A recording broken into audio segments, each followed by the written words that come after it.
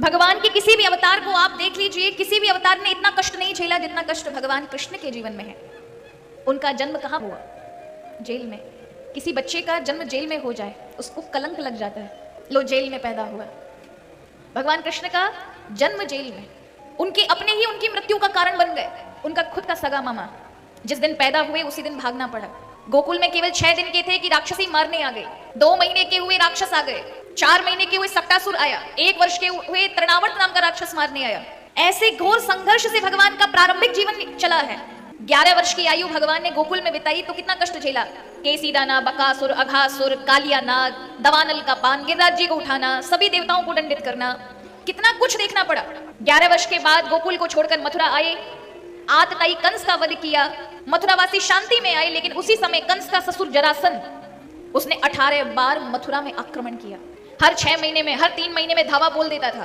प्रभु को शांति नहीं थी। आखिरकार मथुरावासी परेशान हो गए। कृष्ण तुमने कंस से हमको बचाया, लेकिन एक सबसे बड़ी आपदा हमारे ऊपर आए दिन आ टपकती है।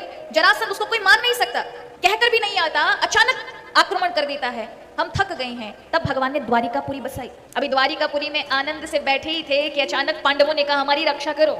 भगवान को सब कुछ छोड़ के पांडवों की रक्षा के लिए जाना पड़ा। अभी पांडवों को महाभारत का युद्ध जिता करके राज सिंहासन दिया ही था कि खुद के परिवार में युद्ध हो गया। 99 लाख से भी ज्यादा यादव आपस में मरने लगे, एक दूसरे को मारने लगे। आपको लगता है भगवान कृष्ण के जीवन में शांति थी? लेकिन किसी भी शास्त्र में आपको यह नहीं मिलेगा कि भगवान कृष्ण माथा पकड़ करके रो रहे हो, मेरा जीवन कैसा संघर्ष में है। उनको हमेशा आप मुस्कुराता हुआ देखेंगे। वो आपको शिक्षा देते हैं, जीवन में कष्ट आएंगे लेकिन कष्टों से कभी घबराना नहीं। जो नहीं घबराता भगवान उसका साथ देते हैं। जो प्रभु का नाम लेकर के कष्टों से टकरा जाता है, कष्ट उसका बाल बका नहीं कर सकते, क्योंकि उसके साथ प्रभु का नाम है।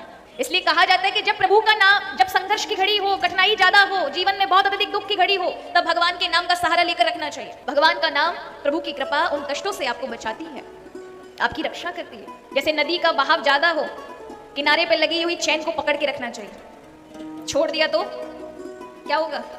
बह जाओगे। पकड़ के रखा तो नदी का बहाव कितना भी गहरा हो लेकिन आपको नहीं बहा सकती। उसी प्रकार जब कठिन परिस्थिति हो तो भगवान के नाम की चैन पकड़ के रखो महाराज, चाहे कितना भी संघर्ष की घड़ी है, आपको बहा नहीं सकते।